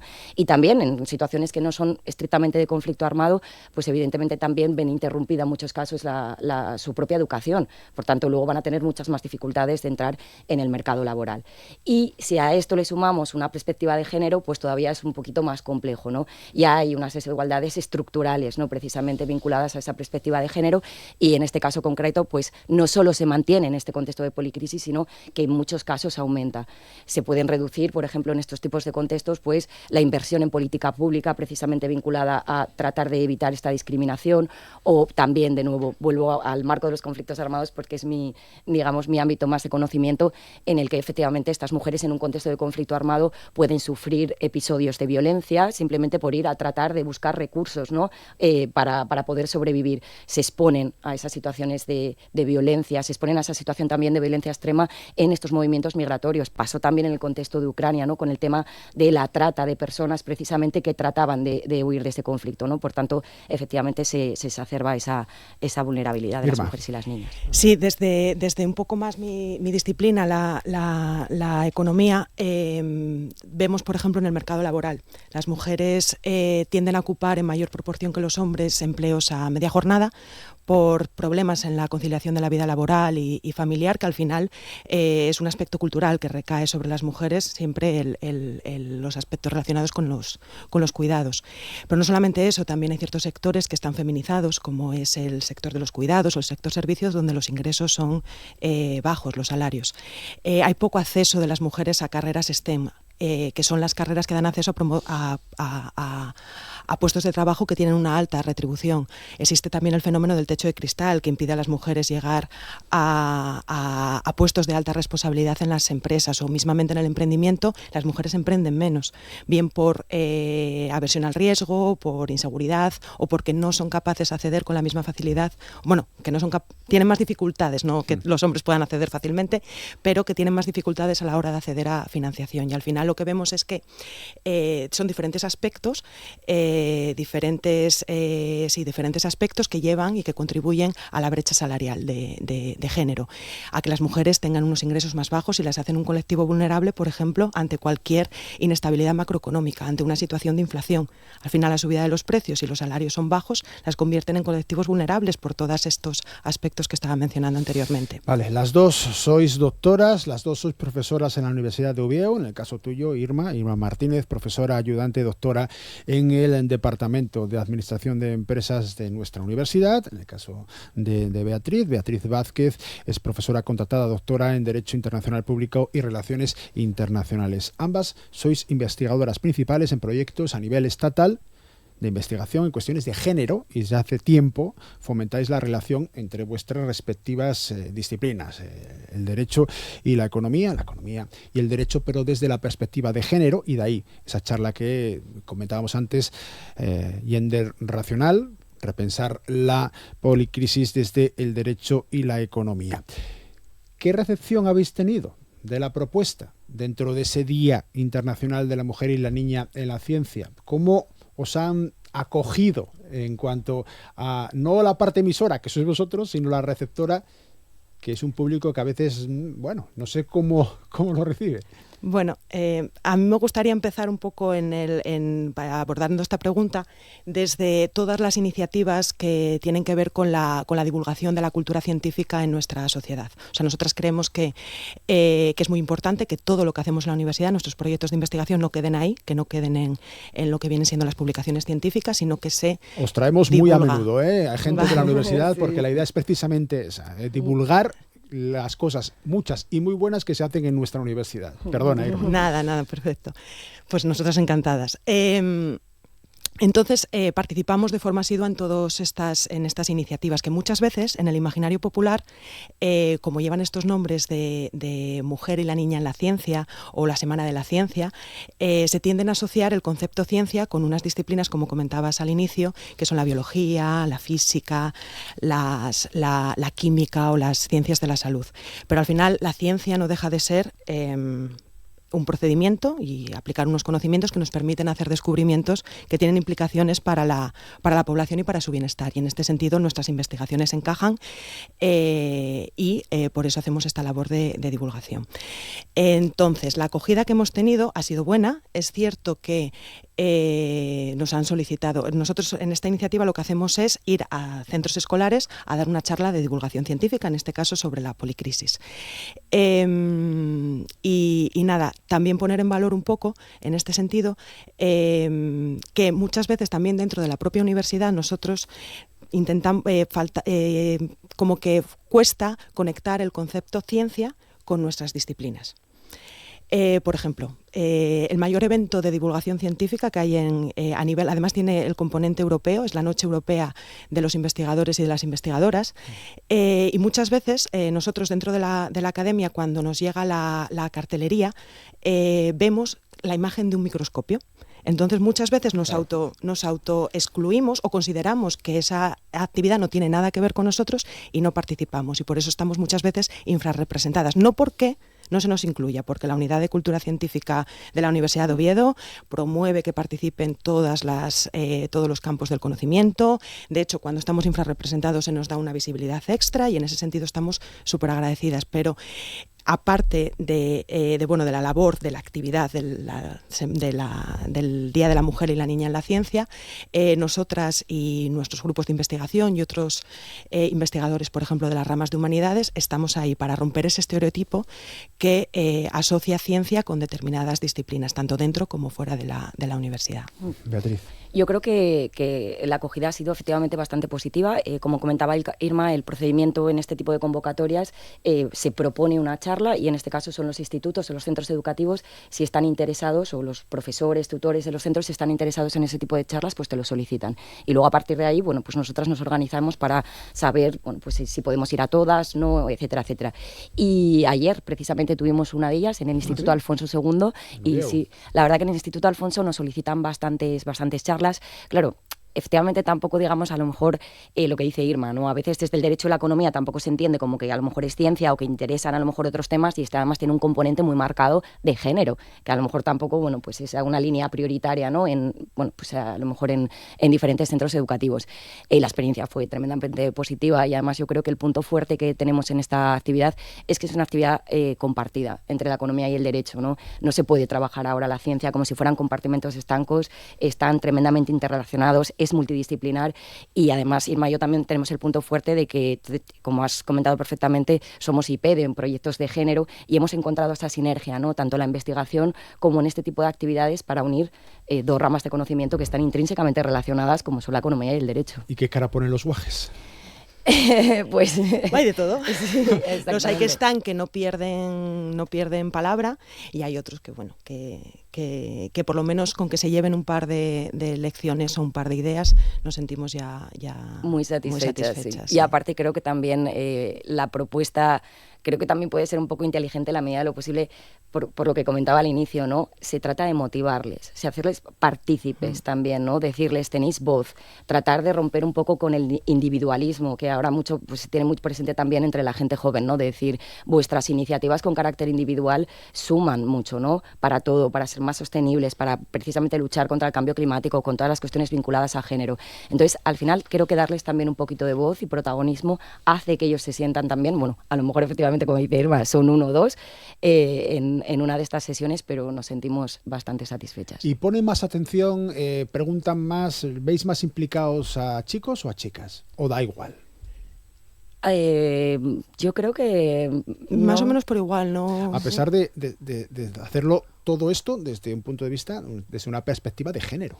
Bueno, sí, eso es interesante, ¿no? Está la perspectiva de género, pero también ponemos también el foco en los jóvenes, entonces se sienten todos integrados. Y además en el género nos sentimos todos integrados. Es cierto que tocamos ciertos colectivos y hacemos a lo mejor énfasis en las mujeres o en otros colectivos, pero vamos, que ellos se sienten también parte porque son jóvenes y les damos mucho protagonismo. Claro. Y ya hemos puesto algunos ejemplos de cómo afecta de forma especial esta policrisis, ese criterio que estamos usando desde el comienzo de nuestra conversación en mujeres y en niñas. Me gustaría soluciones, propuestas. ¿Cómo abordar esta policrisis desde vuestras respectivas materias? Irma en la economía, Beatriz en el derecho. Me da igual cualquiera de las dos.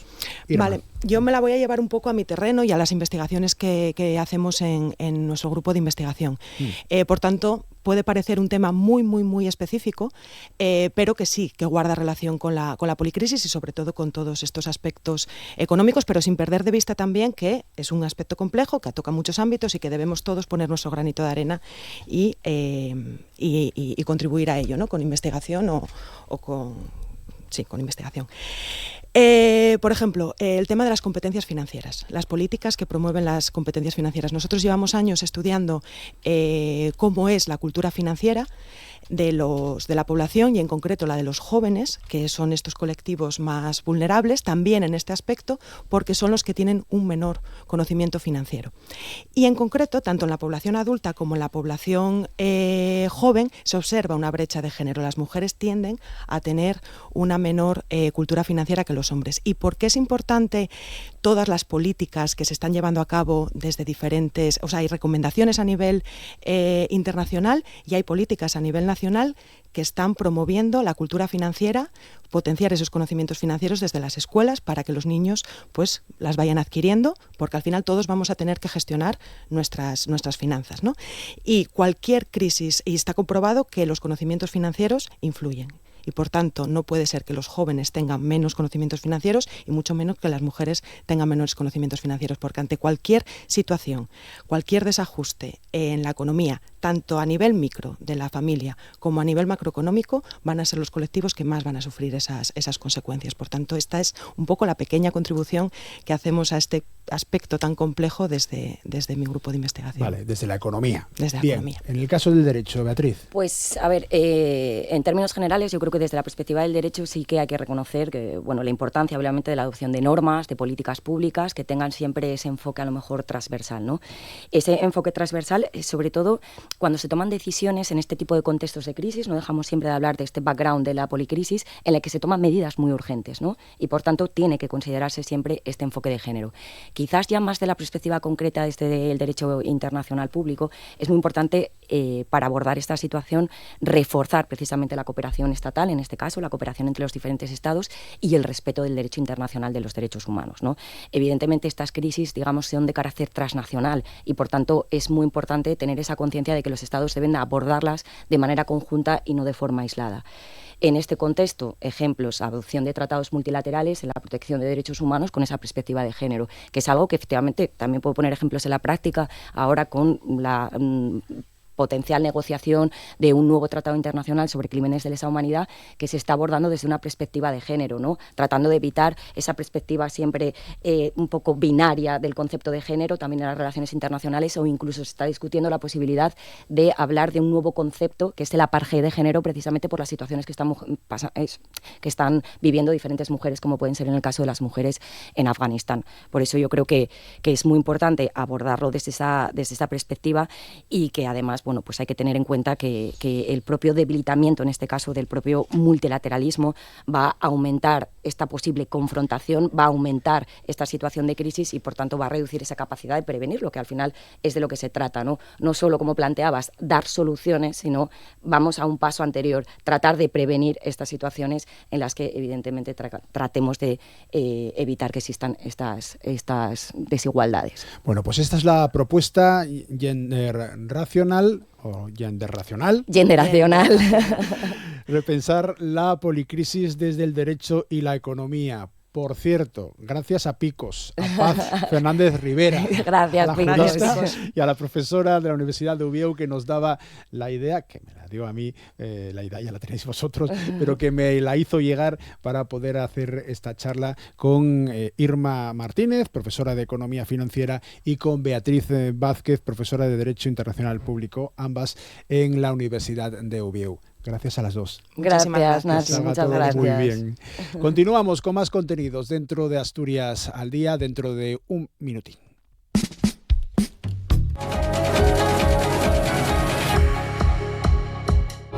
Llegamos a la tercera y última parte del Asturias al Día de este jueves, y lo hacemos hablando de música, y de música asturiana, la que representa la cantante y compositora xixionesa Julia Sariego, que ofrece concierto mañana en su ciudad, en Xixión, y que acaba de sacar una nueva canción después del disco que publicó en 2022. Después de varios sencillos, Julia Sariego vuelve a estar de actualidad. Julia, ¿qué tal? Muy buenos días. ¿Qué tal? Buenos días. Muchísimas gracias por acudir a la llamada de Asturias vosotros. al Día.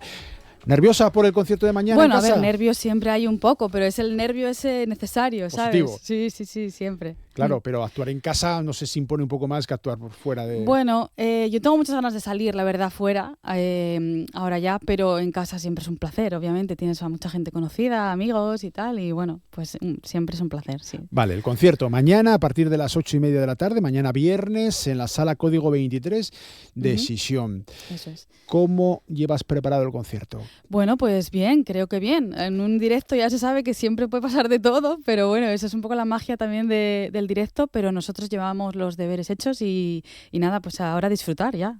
Claro, nosotros. La banda. Nosotros, sí. Háblame de la banda. Vale, pues nada, la banda son músicos con los que llevo ya trabajando un tiempo. Son Diego Ena al piano, que siempre voy con él, también a los conciertos, o sea, con él es con el que más hago cosas porque tengo muchos conciertos también de piano y voz solo. Luego está Iván Baf al bajo, está Chus Castro a la batería y está Anaís Betrán a la guitarra y coros también. Y luego también va a venir Jorge Huelga a tocar la viola, que en el último tema hay viola, entonces quisimos que viniera y participara no solo en ese, en otros dos también. Y va a venir también un saxofonista y hay otros dos invitados que no quiero desvelar, pero que son artistas asturianos y que van a venir y vamos a hacer un par de versiones. Bueno, vale. Pues, o sea, que completito. Sí, más o menos para ¿qué? ¿1 hora y pico? Sí, ¿cuánto? hora larga, sí, hora y cuarto, así, por ahí. Bueno, tienes un disco del año 2022, un disco que se llamó Nadie nos acuna. Eso es. Eso en algunos lugares lo llamaron un álbum de nanas. Sí. Yo no sé si eso es apropiado o no. Bueno, gira en torno a las nanas, al universo de las nanas, pero rompiendo un poco también con lo que se piensa, ¿no? Que es una nana, sobre todo que tenga que ser para niños. O sea, en el disco se reivindica que tú puedas cantar nanas también a gente que ya no somos niños. Porque en el acto de cantarle a alguien para dormirle es como... vamos, lo más amoroso que puede haber. Entonces yo encontré un poema de Gloria Fuertes que se llama, bueno, se llama Nana para los mayores. Yo luego lo llamé Nadie nos acuna, porque en el poema dice Nadie nos acuna a los mayores. Y ella reivindicaba eso, reivindicaba que se pueda cantar una nana. Y sonaba de esta manera la canción que le daba título al álbum. Nadie nos acuna a los mayores. Llegan noches cuajadas de silencio, miedo a la oscuridad, tierna regresión, y nadie nos canta nanas a los mayores. Aprende a soñar como yo, sin que nadie nos acune. Duérmete, nana, nene, duérmete, nana, nena. Veremos a vernos en la otra vida.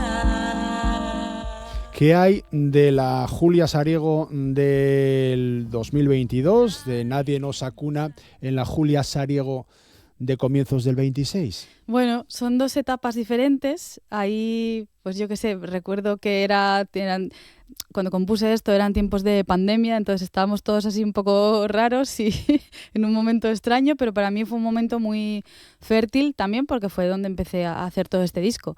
Y no sé, me escucho, obviamente, pues claro, aquí hay un matiz de voz como muy dulce porque obviamente son más nanas y te pide más eso, y ahora pues es otra cosa. Me escucho otro matiz también en la voz, como, no sé, otra etapa. Hombre, pero sigo ahí, esa Julia sigue ahí. Sí. De voz vas sobrada.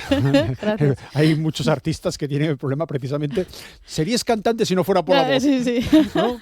Tú de voz vas bastante sobrada. Uh-huh.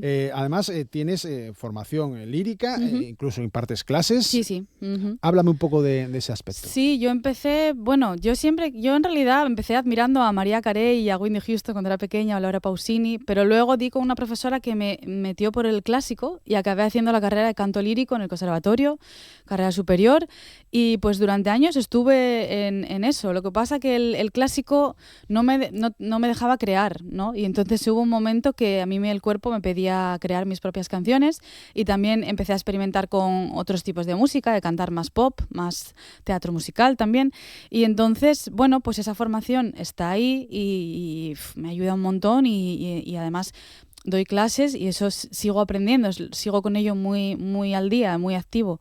Entonces, bueno, pues es una ventaja, pero bueno, ahora explorando también otras cosas. Entre otras personas a las que das clase, un malísimo compañero que tenemos aquí, insoportable, que seguro que como alumno es tan malo como compañero, que es Pablo Mateo Pillajo, que está ahora mismo además a los mandos técnicos de la nave con Amor Argüelles.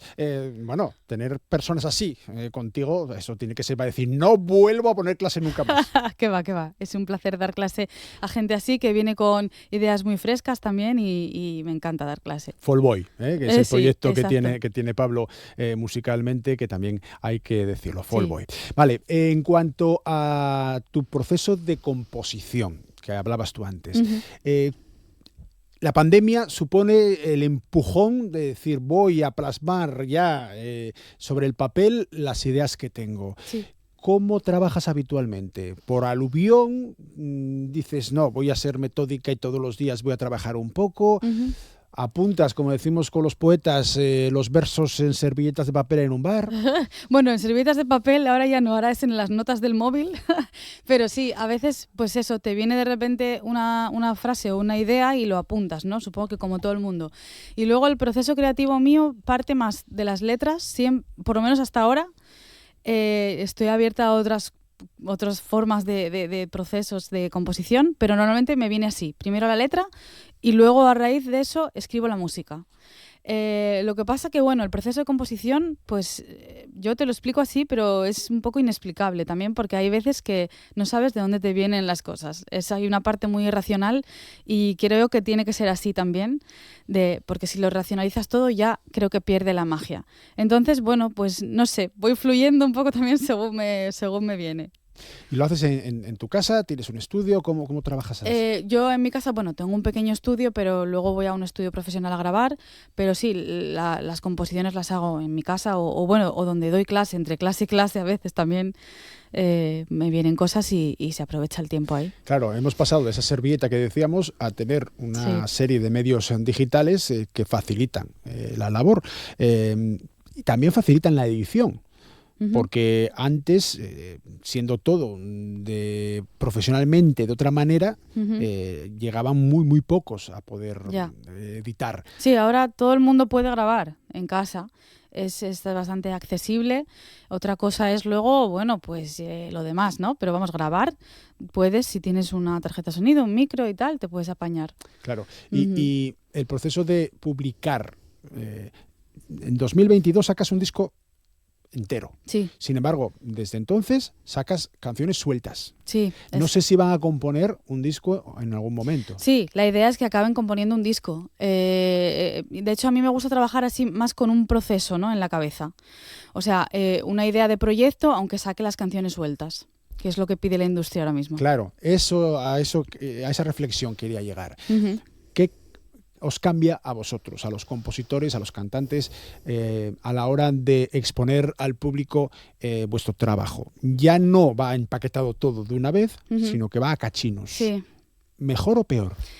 Bueno, a mí me cuesta adaptarme a esos tiempos, porque a veces grabar una canción requiere de un tiempo, de un proceso, y la industria pide rapidez, el consumo rápido, y a veces no puede ir así. Yo intento, bueno, ahora estoy con Ataque, con la productora trabajando. Sí, con Diego Terente, Exacto. que estuvo precisamente aquí hace unos días. Y bueno, ellos pues me guían un poco más en estos aspectos que yo controlo menos. Yo al final me ocupo de la parte mía creativa, artística, y ellos pues me asesoran en lo que funciona. Por ejemplo, ahora pues lo que queremos es tener bastante música grabada para poder programar, que ahora la hablaba con Pablo también, que esto va así, tienes que tener material que puedas tú programar y ir sacando.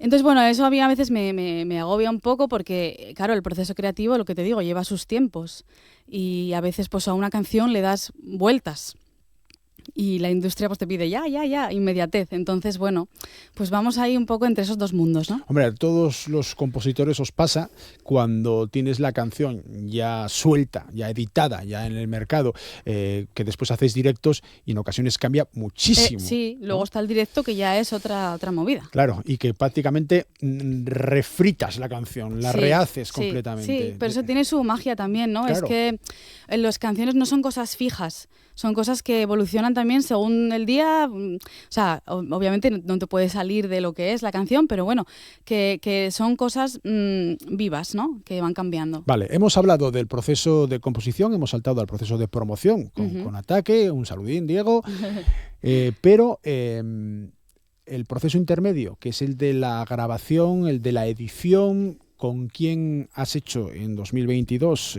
Nadie nos acuna y con quién estás haciendo los sencillos actuales? Pues en 2022, como estábamos en la pandemia, fue con Jorge Huelga, que es el que viene a tocar la viola. Sí. Ese fue mi productor y él de aquella estaba en Nueva York y yo grababa las voces en mi casa y se las mandaba. O sea, era así la historia. Y ahora ya es modo presencial con Adrián Huelga, que es se apellidan igual, pero no tienen nada que ver, sí. Es una coincidencia. Bueno, Huelga es un apellido bastante asturiano. Sí. Y nada, ahora estoy con él pues en su estudio. Y vamos grabando. ¿Dónde lo tiene? Lo tiene en la calle. Soy malísima para las calles. ¿Ciudad? En Gijón, sí. Ah. Sí. Y nada, súper bien con él, ya nos entendemos perfectamente y nada, pues el plan es seguir grabando con él. Tú cuando llegas al estudio de grabación, llegas ya con la canción ensayada, bueno, el estudio de grabación va por horas, normalmente tienes que venir ya con las cosas muy claras, pero ¿tienes también claros los arreglos? ¿Tienes ya clara la producción que quieres o te dejas guiar? Sí, a veces es que a veces vas con una idea y luego te cambia allí. Entonces, bueno, tienes que ir un poco abierto también a lo que surja, ¿no? Yo normalmente voy con la letra y con la armonía, que es lo que yo compongo, al piano, ¿no? Clara. Pero luego el proceso de producción de esa canción lo vamos creando un poco mano a mano, ¿no? O sea, yo puedo tener una idea, pero lo que te digo, hay que ir también un poco abierta porque, oye, a lo mejor él tiene una idea mejor, ¿sabes? Yo no soy en ese sentido cabezona y de decir, no, esto es lo que yo pienso es lo mejor. Hay cosas que sí, que intento respetar, pero luego pues lo dejo un poco construirse, ¿no? Claro. Y en cuanto a ese proceso de construcción, cuando las canciones van saliendo paso ente paso, amigallines, y no son un bloque hasta que lo sean, ¿cómo conseguís darle una cierta uniformidad? Es decir, que la primera canción de esos sencillos que estás sacando suene de una manera completamente diferente a la última que acabas de sacar la semana pasada, que se llama Los Últimos Días. Ya, es un proceso que ahora incluso me pierdo los pasos, ¿no? Digo, ¿cómo hemos llegado aquí? Pero bueno, yo en esta canción en concreto, Los Últimos Días, sí que la llevaba bastante clara en la cabeza. Y eso me ayudó a que fluyera un poco más, y de hecho mi idea es pues ir al estudio con las cosas un poco más claras también para la próxima, porque eso también facilita, aunque estés abierta a cosas que surjan, ¿no?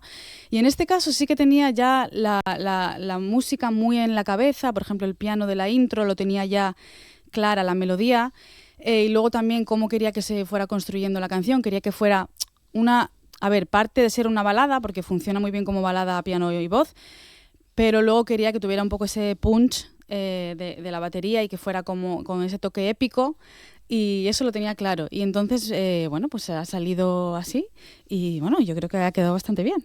Bueno, vamos a escucharla después al final. Y te voy a pedir además que seas tú la que lo presentes antes de despedir el programa de hoy, que además coincide que tu entrevista es la última de esta jornada de Asturias al Día. ¿En qué más estás trabajando? Porque parada creo que no. Sí. Nada, ahora la idea es esa, seguir grabando música. Para tener contentos a los de Ataque y que podamos seguir sacando, porque para ellos es muy bueno tener ese material para trabajar, ¿no? y ayudarme en el proceso. Entonces nada, seguir grabando, que de hecho estoy con temas ya empezados en el estudio.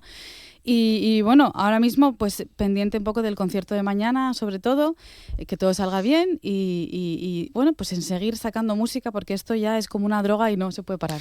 Ahora eso, que ya está lanzada la carrera de Julia Sariego, llevas ya unos cuantos años, pero parece que ahora es el empujón, ¿no? De decir, voy a consolidarme en esto. El hecho de tener esa presión detrás, de tener que alimentar a la bestia constantemente, ¿qué te supone? Bueno, yo intento tomar un poco distancia de eso, ¿no? Y de encargarme de lo que yo puedo hacer, que al final es ser coherente conmigo misma como artista y de expresar lo que me pide el cuerpo y el alma, un poco también pensando en que tienes que presentárselo a la gente y vestirlo un poco de una manera que sea agradable, y teniendo un poco en cuenta a la industria, pero no del todo, o sea, no hasta el punto de perderte a ti, ¿sabes? Ese es un poco el punto, porque si no ya no tiene sentido. Compites con artistas solistas que van en otra vía completamente diferente a la tuya, con unas coreografías, enseñando cacho, en muchas ocasiones la voz es lo de menos, con un autotune que mete miedo, tú vas por otra vía diferente, lo tienes claro.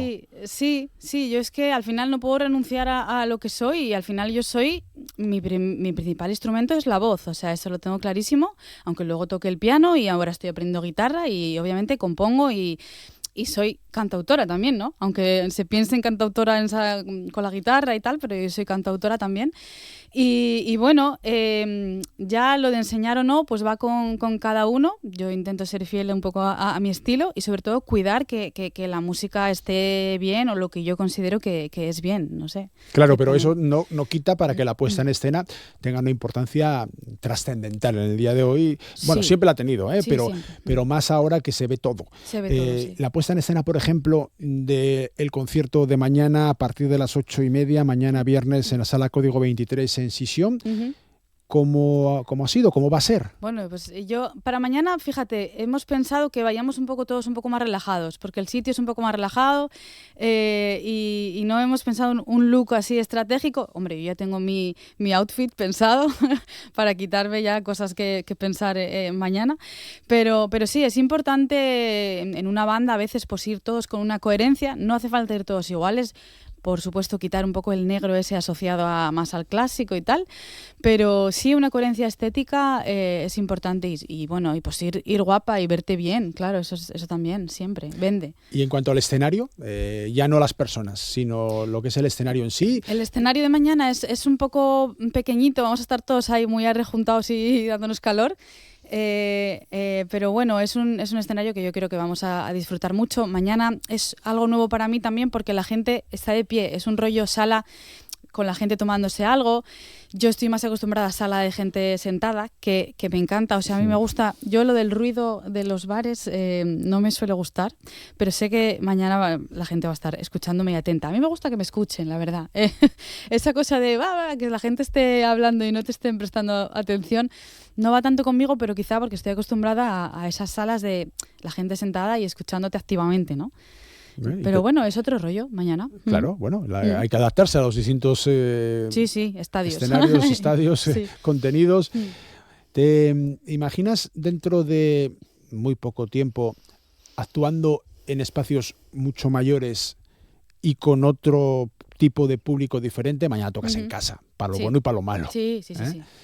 No sé, Sí. ¿lo has llegado a pensar? ¿Has llegado a pensar qué nombre quieres tener cuando seas papa? O sea, es un sueño de esas características. Sí, ostras, a ver, un Within Center, pues obviamente todo el mundo soñamos con eso. Pero bueno, los sitios así tan grandes a veces también pierden... A mí me gusta que sea un poco más recogidito, porque hay más magia y hay más cercanía también. Un teatro Jovellanos pues es ideal, ¿sabes? Cosas así.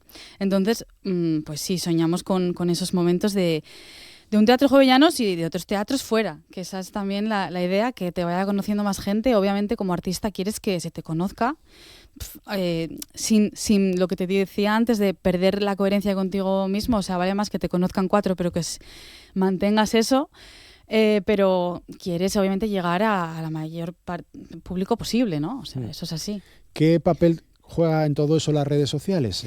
Ahora tienes Ataque detrás, pero hasta ahora trabajabas por tu cuenta. Sí, trabajaba por mi cuenta y bueno, yo creo que pues lo llevo bastante bien, pero bueno, es algo que también quita mucho tiempo, Es una cosa aparte, o sea, aparte de la música y de pensar en tus canciones y en eso, de ser coherente contigo mismo y tal, tienes que pues un poco vender ese contenido y crearlo, que lleva también un tiempo y lleva también unos tiempos, porque tienen que ser vídeos muy cortos porque si no la gente no los ve. O sea, bueno, pues esas cosas, el TikTok, que bueno, pues cuesta también porque va a un ritmo todavía más rápido. Entonces son como trabajos aparte que tienes que hacer aparte de la música. ¿Y te gusta? O dices, mira, a mí déjame de chorradas, yo quiero componer y tocar. No es lo que más me gusta. Hay gente que disfruta mucho, gente que está sentado donde estás tú, que dicen, yo disfruto de todo. Y que se les da muy bien, sí. A ver, yo intento disfrutarlo, llevarlo también a mi personalidad, no vender cosas o hacer cosas que a mí no me nacen. Yo qué sé, pues hacer un baile tonto solo porque se lleve eso, pues no. O sí, si te apetece, ¿no? Pero bueno, eso, hacerlo con coherencia y disfrutarlo también un poco porque al final, bueno, pues es parte de ello ahora mismo. Te preguntaba antes por las influencias, sacabas tú a Whitney Houston, sacabas tú a Mariah Carey. ¿Han evolucionado esas influencias? Ahora mismo sigues teniéndolas como cantantes, como artistas de cabecera o con el paso de los años tu crecimiento artístico, también vegetativo, vamos cumpliendo años todos, ¿ha cambiado esa tendencia? Sigo teniéndolas, a ellas como influencias vocales, ¿no? Aunque bueno, Mariah Carey también es compositora y ha hecho cosas muy, muy, muy bonitas, pero bueno, como ejemplos vocales, a ver, yo las tengo pues en un pedestal, obviamente, porque son pues ejemplos muy buenos, pero luego yo he escuchado de todo, o sea, por ejemplo, rollo cantautor, Joaquín Sabina a nivel de letra. Yo qué sé, el otro día recuperaba Red Hot Chili Peppers, que hubo una época que también lo escuchaba mucho. Este verano vi a Molotov en directo en el Metrópoli. O sea, tengo como... escucho de todo y no me cierro a nada porque creo que eso me enriquece. Y luego creo que también enriquece a mi música y... enriquece, pero también creo que mi música es a veces puede ser difícil de catalogar, pero creo que lo intento llevar a que sea algo bueno, ¿sabes? Eso.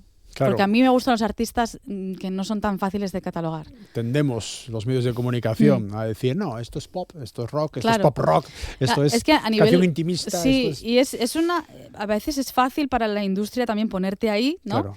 Pero yo, sin querer, a veces me rebelo un poco a eso porque porque es que no sé, no quiero tampoco ponerme esa etiqueta. No, claro, y puedes hacer hoy esta música y mañana, siendo Julia Sariego igual, también. Otra completamente diferente, simplemente porque te apetece, claro. Solo faltaba, y porque tienes capacidad para ello, claro. Claro. ¿no? Vale, vamos a ir acabando porque hemos hablado muy poco de Los últimos días, que es el nuevo sencillo que lanzas. Catalogación, que decíamos, ¿no? Canción íntima y personal sobre el final de una relación. Sí. Eso es el subtítulo que se le pone al título del libro, Los últimos días. Y lo mismo que te preguntaba antes, Nadie nos acuna era un álbum de nanas, y no sé si estabas de acuerdo o no con la definición. Con esta que acabo de decir, ¿la compartes? Sí, mira, Diego Terente de Ataque pues me puso un poco la etiqueta de pop alternativo, y ahora voy un poco con esa etiqueta porque es un poco la que más, la verdad, se puede asemejar a lo que estoy haciendo ahora mismo. Entonces ahora yo tengo en mente un proyecto de disco que, por ejemplo, el de las nanas tenía la historia de las nanas, o sea, el concepto, ¿no? Y ahora intento que haya un poco una coherencia musical. Entre las canciones, siendo diferentes, pero que haya una coherencia pues un poco en torno a ese pop alternativo que dice Diego. Pero bueno, sigo sin tampoco querer catalogar del todo. Esto es una canción, sí, íntima sobre el final de una relación, el final un poco, no final explosivo, sino el final ese que se va poco a poco... que lo estás viendo pero no lo quieres ver, ¿sabes? Es decir, estás un poco ciego a la realidad, pero al final vienen las lágrimas y te hacen ver que no pasa nada porque sea un final. Suficiente aire disponible para los dos, como si la casa ya no fuera capaz de sostenernos el aliento. Los últimos días bailarán en el recuerdo de mi paz. Los últimos días. Julia Sariego toca mañana en la Sala Código 23, un concierto que comienza a las 8:30 de la tarde. Va a presentar, entre otras canciones, Los últimos días, que es su nuevo sencillo. Muchísimas gracias. A vosotros siempre. Que salga todo muy bien. Gracias. Con Julia Sariego finalizamos la edición de esta jornada de jueves de Asturias al Día. Disfruten todo lo que puedan de lo que queda de día o todo lo que les dejen.